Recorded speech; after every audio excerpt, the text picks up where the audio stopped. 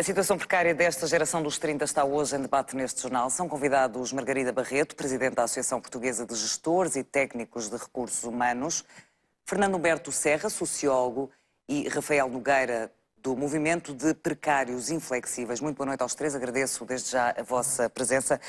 Fernando, começaria por si. Estamos, de facto, perante um novo paradigma laboral. O que é que se passa com esta geração? Sem dúvida, estamos num processo de grande mudança que não é só verificado a nível nacional. Vários países têm o mesmo problema. Nos casos mais grave ou mais agravado por circunstâncias nacionais, designadamente o nosso, tem hoje uma economia depressiva e, portanto, isso tem uma incidência óbvia na capacidade que o mercado de trabalho tem de absorver aquilo que são fortes investimentos de escolaridade e de competência profissional. Portanto, a economia serve um bocadinho de desculpa para esta situação, não só em Portugal, mas também noutros países. Não, há condições objetivas que tornam difícil a absorção no mercado de trabalho. Em Portugal, os jovens são duplamente penalizados porque o nosso tecido empresarial é um tecido e a nossa capacidade produtiva está diminuída. E, portanto, mais se agrava ainda a situação, que é uma situação globalizada, eu penso. Vejamos o que aconteceu, por exemplo, com os jovens no Egito, não é? Que ganharam essa força também pelo facto de, sobre eles, se exercerem pressões muito fortes de desemprego, de ausência de perspectivas de futuro. E a grande questão que se coloca é mesmo esta, é que numa fase da vida em que as pessoas são jovens adultos, estão no máximo do investimento vital, estão no máximo do investimento na construção dos seus mapas de vida, nas suas trajetórias de vida, e vêm-se, de facto, perante uma espécie de bloqueamento dessas energias que são criativas, que são produtivas, que são construtivas. E daí o desencanto de muitos destes jovens que vimos. Que se revê na letra desta música de Olinda. Margarida, no entanto, legalmente há aqui algum aproveitamento pela parte das empresas por causa desta questão da crise, destas modificações económicas. Há algum aproveitamento relativamente a estes jovens? Boa noite a todos e muito obrigada, em primeiro lugar, por terem convidado a APG a estar presente. Penso que é muito importante esta visão.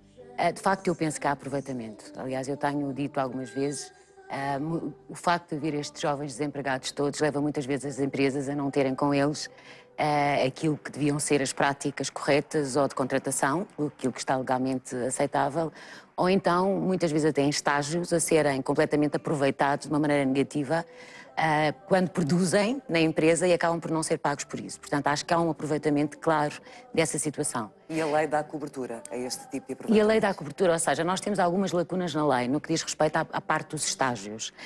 Eu lembro-me, nunca me esqueço, eu também sou diretora de Recursos Humanos, que uma vez tentei usar, digamos, uma contratação através do Instituto de Emprego e Formação Profissional e como é que se diz, na Câmara disseram-me que não valia a pena concorrer porque eles tinham tantos processos pendentes que nunca iam despachar o meu. Portanto, ou seja, o nosso governo também cria determinados mecanismos que depois não podem ser aproveitados pelas empresas. E, portanto, tudo isto acaba por ser um constrangimento à possibilidade de aproveitamento desses jovens. Portanto, e acaba por haver aqui uma situação de contágio. De contágio. Agora, eu acho que isto tem outro tipo de contornos. Deixe-me dizer que também penso que há uma mudança de paradigma muito grande e penso que os jovens também, às vezes, deviam ter um bocadinho mais abertura para fazer coisas um pouco diferentes daquelas que tinham a cabeça feita para ela. Como por exemplo? Eu nunca mais me esqueço que tentei uma vez contratar pessoas com uma formação até ao nível do MBA, portugueses, para fazer funções, porque muitas vezes nas empresas quer-se que as pessoas comecem com uma determinada função, que se calhar não é aquela para que têm potencial, para aquela que foram formados, mas que é importante terem esse contacto. E que tive muito mais facilidade em pessoas que vinham do estrangeiro de fazerem essa função mais básica, ou seja, começarem por aí para terem esse tipo de experiência mais de campo e depois crescerem dentro da organização. Por vezes eu sinto também da parte dos jovens, às vezes há alguma falta de humildade em terem a capacidade de começar por zonas que lhes façam depois crescer para outras zonas que será efetivamente o futuro deles, mas que tenham essa capacidade. Portanto, eu acho que há um bocadinho as duas coisas. Há, por um lado, as empresas que abusam da situação de muito desemprego e o facto de realmente as pessoas, enfim, estarem livres e aceitam tudo para ter uma experiência profissional. As empresas aproveitam-se, usam e abusam disso e não deviam, porque são pessoas que trabalham e que dão, enfim, a sua produção à empresa e, portanto, como tal, deviam ser pagas. E eu não concordo, por exemplo, que haja estágios sem ser pagos. Tenho dito imensas vezes, acho que é um abuso enorme. Mas, por outro lado, os próprios jovens também têm verificado que, por vezes, não têm a humildade para começar a sua carreira profissional por fazer, se calhar, funções menos qualificadas, começando a crescer dentro da organização para depois chegarem a patamares para os quais, eventualmente, foram formados. Eu penso que é um bocadinho as duas coisas.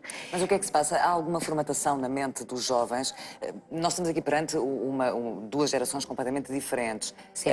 Antes, e quando digo antes, não é assim há tanto tempo, um emprego seria uma coisa para a vida. Portanto, hoje a realidade é completamente diferente. Completamente diferente. O que é que acontece? Os jovens estão ainda formatados à antiga realidade? Eu acho que todos nós estamos um bocadinho. Todos nós estamos um bocadinho. Ainda há muito esse paradigma. Outro dia falava com uma pessoa que me dizia que isto não é uma crise, isto é uma mudança, nada vai voltar a ser como era. E eu acredito que sim. Para nós próprios, para os mais velhos, para os mais novos, digamos, segurança de emprego deixou de existir. Portanto, a única possibilidade que nós temos que sobreviver no mundo profissional é uma contínua aprendizagem.